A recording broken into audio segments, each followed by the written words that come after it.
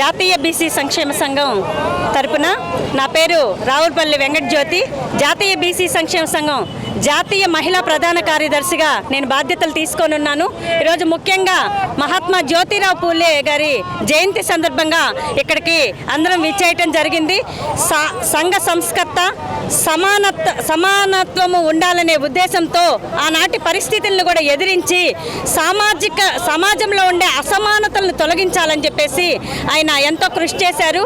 అందరికీ ఆదర్శప్రాయుడైన విద్యను అభ్యసిస్తే ఎంతటి అభ్యున్నతనైనా సాధించాలని ఒక నినాదంతో చిన్ననాటి పరిస్థితులను కూడా ఎదుర్కొని విద్యను అభ్యసించాలని ఒక ముఖ్య ఉద్దేశంతో వారి సతీమణి అయినటువంటి మొట్టమొదటి తొలి మహిళా ఉపాధ్యాయుని సావిత్రిబాయి పూలే గారు ఆవిడ్ని కూడాను విద్య వైపు మళ్లించి సామాజిక న్యాయం చేయాలి, బడుగు బలహీన వర్గాల ఆశా జ్యోతిగా మహాత్మా జ్యోతిరావు పూలే జయంతి చేసుకోవడం అనేది చాలా సంతోషంగా అనిపిస్తుంది.